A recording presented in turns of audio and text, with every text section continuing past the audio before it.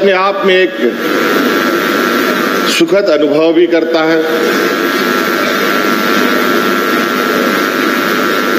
कभी 20 वर्षों में नियुक्ति नियमावलियां नहीं बनी। जेपीएससी की पहली नियुक्तियां,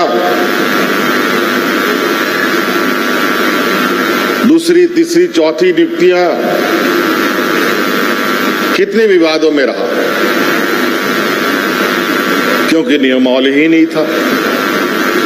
20 वर्ष में पहली बार जेपीएससी का नियमावली हम लोगों ने बनाया और सक्सेसफुली एग्जाम कंडक्ट करा करके रिकॉर्ड दिनों में बीडीओ, सीओ, कलेक्टर बना करके बहाली भी की। कई आरोप भी लगे कि मंत्रियों का बेटा का हुआ।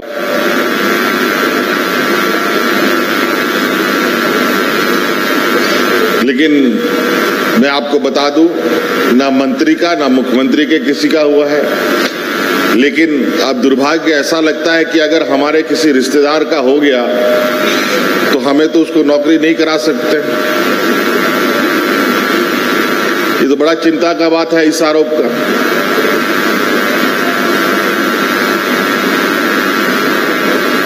और हम लोगों ने ऐसे बच्चों का बहाली किया,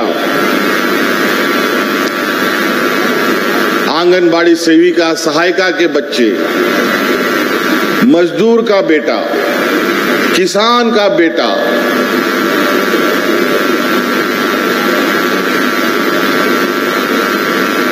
सेविका, सहायिका के बच्चों का जेपीएससी के माध्यम से लगभग 33 बच्चों का नियुक्ति हुआ, जो आज बीपीएल कैटेगरी में आते थे और वो आज अपने राज्य की सेवा में लगे।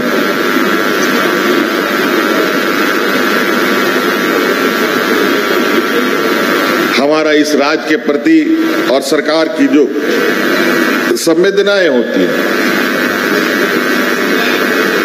अपनी पूरी राज्य की जनता को कैसे हम विकास के कड़ियों में जोड़ें। पढ़े लिखे नौजवान उनके लिए, जो कम पढ़े लिखे जवान उनके लिए, जो नहीं पढ़े लिखे हैं उनके लिए, जो बूढ़ा बुजुर्ग हैं उनके लिए, जो विधवा है उनके लिए, जो विकलांग है उनके लिए, सभी के लिए कोई ना कोई हम लोगों ने रास्ता दिया।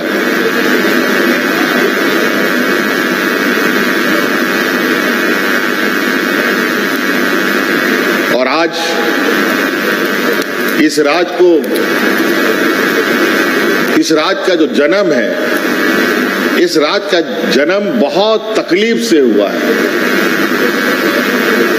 कई लोगों के शहादत के बाद खून पसीना बहाकर इस राज्य का जन्म हुआ है। बच्चे का जन्म कितना तकलीफ के साथ होता है वो आप सबको मालूम है। उसी प्रकार इस राज्य का भी जन्म एक बच्चे के ही समान हुआ। इस राज्य के साथ कई और राज्य भी अलग हुए थे, लेकिन जो आंदोलन, जो इस राज्य के प्रति लोगों का समर्पण भाव रहा है, वो एक अलग ही इतिहास है। जेपीएससी में, यूपीएससी में, आज के दिन में भी अलग झारखंड के अलग राज्य को लेकर के कई सवाल भी पूछे जाते हैं। तो इस राज्य का कोई वजह होगा तभी तो सवाल भी आता है।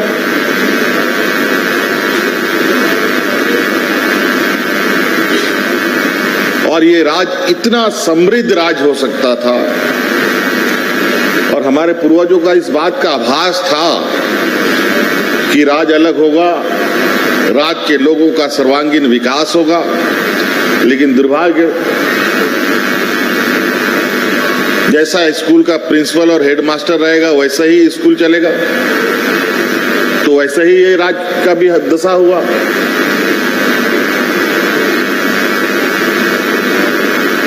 जिस झारखंड रूपी पेड़ के जड़ में खाद और पानी देने की जरूरत थी, पूर्व की सरकार ने इस पर दीमक डाल दी और नतीजा लोग हाथ में राशन कार्ड लेकर के भूख से मरता रहा। रोजगार के लिए, अलग राज्य के लिए, पलायन के लिए मजबूर हुए। और आज ऐसा क्या हो गया ये झारखंड रूपी पेड़ से? आज हमने उन दीमक को हटाकर खाद और पानी देना शुरू किया, जिसका नतीजा है कि आज हमारे इस राज्य के सभी 60 साल से अधिक बुजुर्गों को पेंशन मिलता है।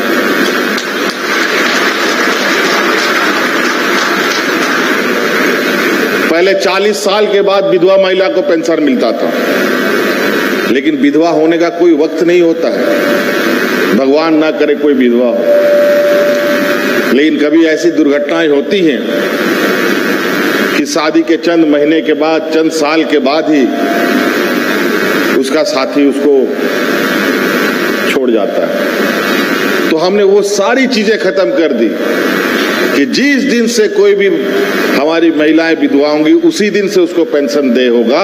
ये कानून हमने बनाया। विकलांग का भी वही हाल, 18 साल का जब होगा तब विकलांग को पेंशन मिलेगा। 18 साल तक का बोझा माँ बाप के मत्थे पर, और माँ बाप बेचारा अपना घर कैसे चलाता है वो यहाँ इस राज्य के गांव के लोग जानते हैं। एक दिन मजदूरी नहीं करता है तो चूल्हा भी नहीं जलता है बेचारों का।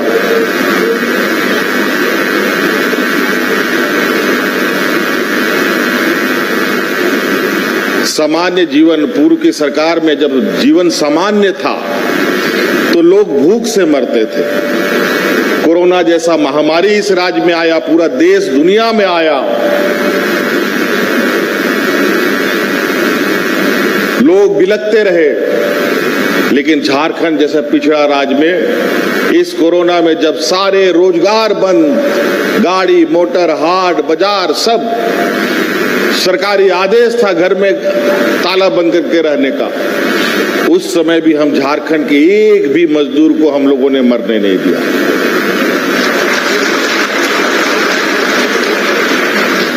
बेचारा इन मजदूरों को बचाने में हमारे 2 मंत्री मारे गए। हाजी हुसैन अंसारी साहब, टाइगर जगन्नाथ महतो जी इसी कोरोना का शिकार हुआ।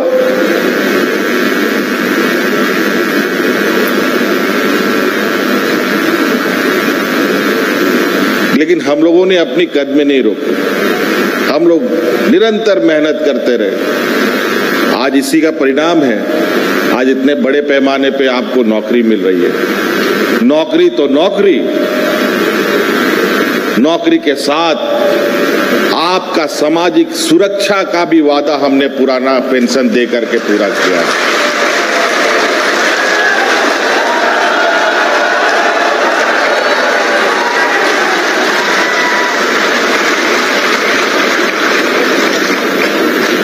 पेंशन बुढ़ापे का लाठी है। जिस बुजुर्ग को पेंशन नहीं, आज की गरीबी में बेटा भी बूढ़ा बुजुर्ग लोग को घर से बाहर कर देता है, लेकिन पेंशन के आस में उसको रहने के लिए एक कोना जरूर मिल जाता है।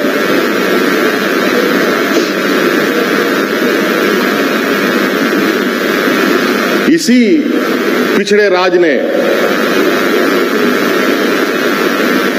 अपने इसी कार्यकाल में ऐसे ऐतिहासिक निर्णय लिए हैं जो देश में अलग पहचान इस राज्य को बना रहा है।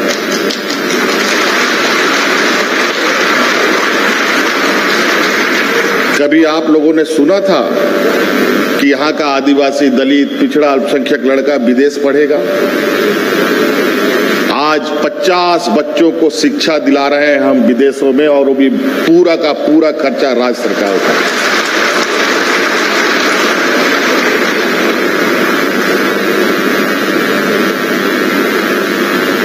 आज सरकार, हमारे कर्मचारी हो, आम नागरिक हो, सभी के लिए जब तक एक स्वस्थ वातावरण नहीं बनेगा तो स्वस्थ कार्यों को भी अंजाम देना बहुत कठिन है।